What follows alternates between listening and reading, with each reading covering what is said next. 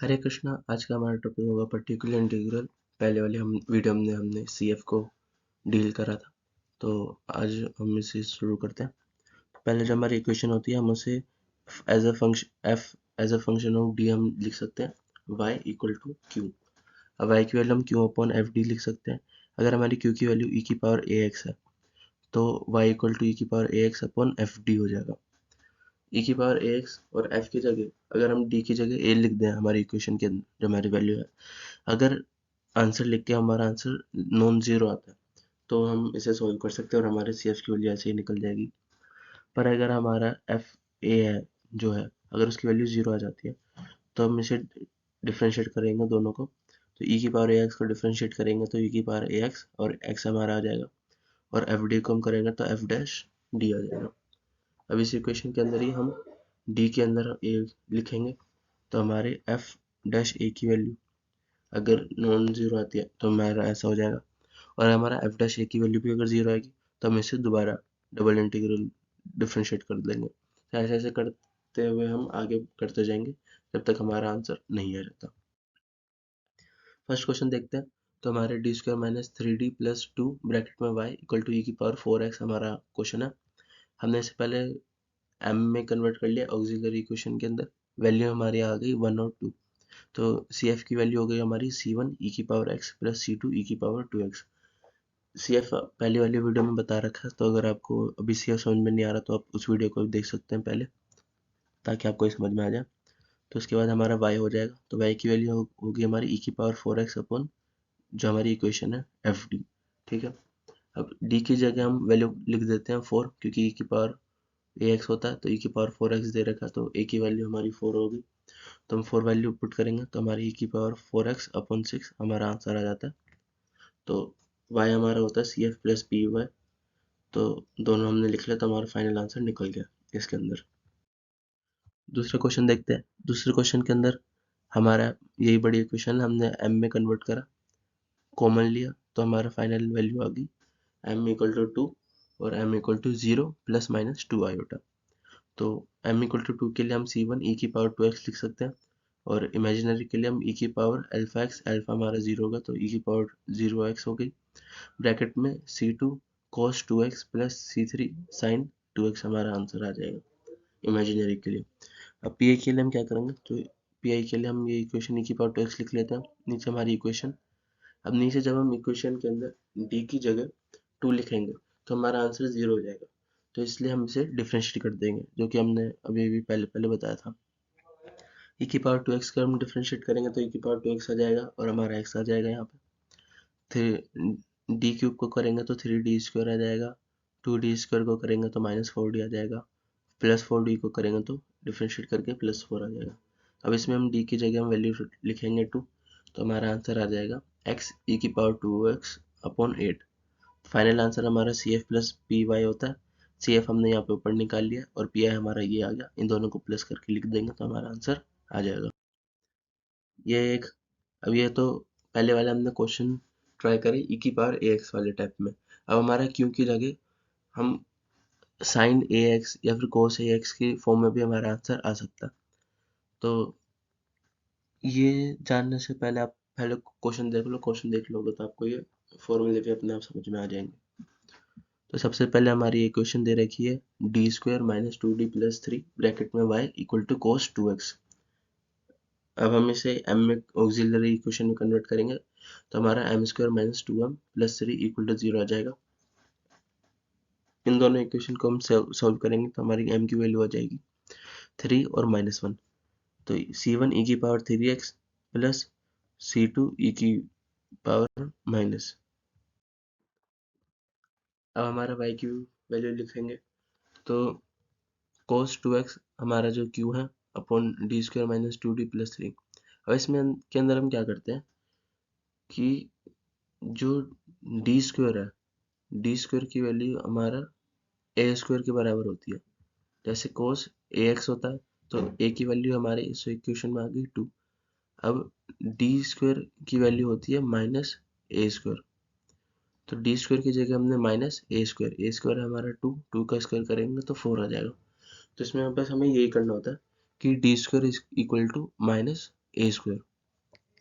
Value हमने put करी, अब हमने इसे सोल्व करा तो माइनस बाहर ले लिया।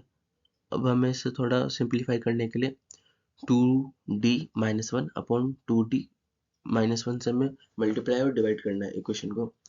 तो नीचे वाले को हम करेंगे तो a माइनस बी और a प्लस बी का ए स्क्वायर माइनस बी स्क्वायर वाला फॉर्मूला लग जाएगा, ऊपर वाली रकम ऊपर ऐसे ही रहेगी।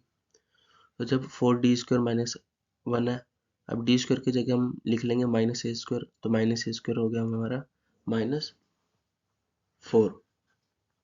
ठीक है, अब -4 से 4 को मल्टीप्लाई करेंगे तो -16 आ जाएगा, -16 -1 तो -17 हमारे यहाँ पे आंसर आ जाएगा।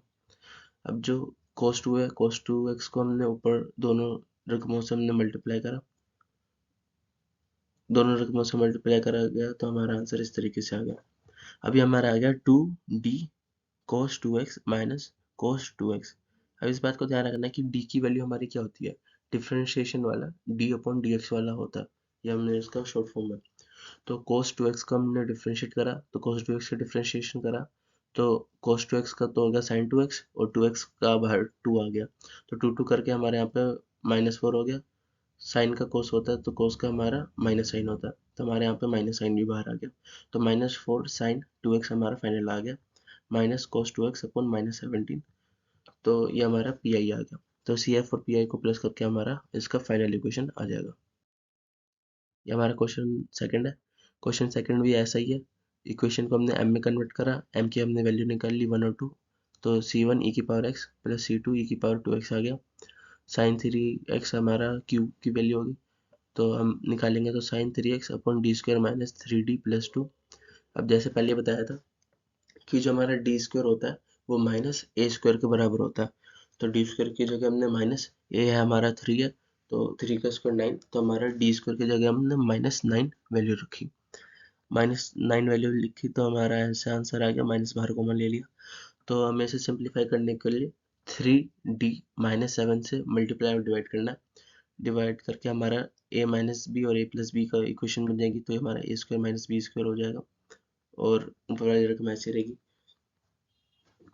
अब इसमें 9d स्क्वायर है, डी स्क्वायर की जगह होता है हमारा माइनस ए स्क्वायर -9 हमारा, यानी डी की जगह लिखेंगे तो 9 9 81 माइनस का, तो -81 नीचे आ गया और 49 हमारे यहाँ पे है ही।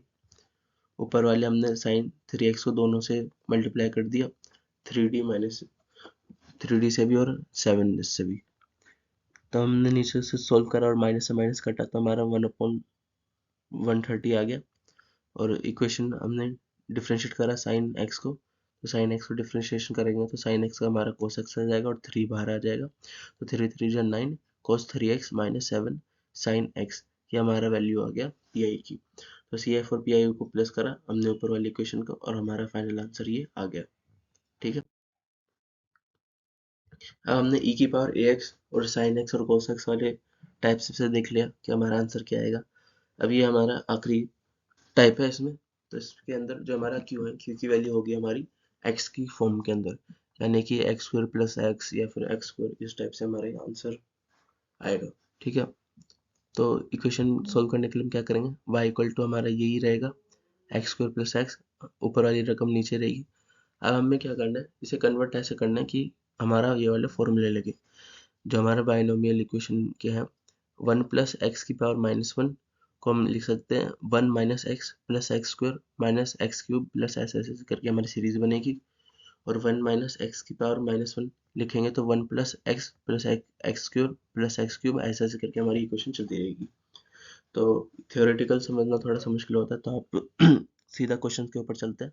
तो क्वेश्चन हमारा हो गया D square minus 2d plus 3 bracket में Y equal to X square, हमने एम में ऑक्सिलरी इक्वेशन में कन्वर्ट करा, एम की वैल्यू हमारी -1 और 3 आ जाएगी, तो सी एफ की वैल्यू हो जाएगी हमारी c1 e की power -x plus c2 e की पावर 3x। ठीक है, पर्टिकुलर इंटीग्रल के लिए क्या करेंगे, तो हमारे इस इक्वेशन में एक्स स्क्वायर था, नीचे हमने इक्वेशन लिख ली, तो जो नीचे वाली इक्वेशन में जो हमारा कांस्टेंट रकम है, हमें क्या करना है, हमें उसे कॉमन लेना है। इस वाले इक्वेशन को सोल्व करने के लिए, इस टाइप के क्वेश्चंस को सोल्व करने के लिए यही तरीका लगता है, तो इसे अच्छे से समझ लेना कि नीचे वाली इक्वेशन में जो हमारी कांस्टेंट रकम है आखिरी में, हमें उसे बाहर लेना है, तो बाहर ले लेंगे, तो ब्रैकेट में 1 प्लस डी स्क्वायर, जो नीचे बची हुई रकम है वो ऊपर आ जाएगी, D square minus 2d upon में 3 की पावर -1। तो ये हमारा आंसर आ जाएगा। अब आपको लगा कि सीधा डायरेक्ट कैसे हो गया, अगर आप इसे उल्टा करें, इन्वर्स का हमने उल्टा करा, फिर हमने इसका एलसीएम लिया, तो सोल्व करके हमारा आंसर यही आएगा। ठीक है, तो इसलिए आप इसे डायरेक्ट भी याद रख सकते हैं, क्योंकि वैसे थोड़ा थोड़ा करेंगे तो आपको काफ़ी दिक्कत होगी। तो ये डायरेक्ट ही समझ लीजिए कि जो कॉमन है 3 को हमने वहाँ पे बाहर ले लिया, यहाँ पे 1 ले लिया, और जो नीचे बची हुई रकम है उसे ऊपर आ जाएगी, और जो रकम कॉमन लिया वो नीचे आ जाएगी, और इसकी पावर हमारी -1 हो जाएगी। ठीक है, एक्स स्क्वायर हमारा कॉन्स्टेंट है इसके अंदर, तो हमने इससे बाहर ले लिया। अब इसके अंदर हम बाइनोमियल इक्वेशन लगाएंगे, वही 1 प्लस एक्स वाली जो हमने पहले बताई थी ऊपर। तो इसे सोल्व करेंगे तो 1 माइनस ये प्लस इसकी पावर एक्स की पावर एक्स स्क्वायर, तो ऐसे ऐसे करके हमारा आंसर आएगा। अब हमें इसमें क्या करना है, हमें इसमें वही रकम लेनी है जो हमारे इक्वेशन के अंदर है। तो इक्वेशन के अंदर हमारी जो हाईएस्ट रकम है वो डी स्क्वायर तक जा रही है, तो ये वाली रकम तो ऐसी रहेगी, और इस वाली जो रकम है इसके अंदर हम बस 2d/3 के स्क्वायर को ही हम इसे सीरियसली लेंगे, क्योंकि डी का करेंगे तो 4 आ जाएगा, और 2d करेंगे तो इन दोनों को मल्टीप्लाई करेंगे तो भी बड़ी रकम आएगी। तो इस वाली इक्वेशन को सॉल्व करके डी की वैल्यू हमारी बस 2d/3 यानी कि 2d/3 का स्क्वायर यानी कि 4d² 9 हमारा आएगा, जिसे हमें कंसीडर करना है हमारे क्वेश्चन के अंदर। इस वाली रकम को हमने सोल्व करा, d² माइनस कराया, माइनस माइनस प्लस हो गया 2d/3, और ये हमारा 2d/3 यहाँ पे आ गया। अब हमने इन दोनों को हमने सोल्व कर लिया, तो ऐसे ऐसे करके हमने आगे सोल्व कर लिया, और आखिरी के अंदर हमने क्या करा, जो एक्स स्क्वायर है एक्स स्क्वायर को दोनों पूरी इससे मल्टीप्लाई कर दिया, तो x square plus 2/3 D x square plus D square x square upon 9। हमने वो इसका डिफरेंशिएट कर दिया, डिफरेंशिएट हमने करा एक्स स्क्वायर का तो हमारा 2x हो गया, तो 4x/3 आ गया। इसका डबल डिफरेंशिएशन करेंगे तो 2x स्क्वायर का आ जाएगा 2x, 2x का हमने फिर से करेंगे तो 2 आ जाएगा, तो हमारा आंसर आ जाएगा 2/9। तो जो हमारी सी वाई की वैल्यू हो जाएगी वो हमारी ये हो जाएगी, और फाइनल आंसर हमारा हो जाएगा CF+PI। तो आज की वीडियो के लिए इतना ही था, आगे की हम इसका सेकंड पार्ट भी होगा। हरे कृष्णा।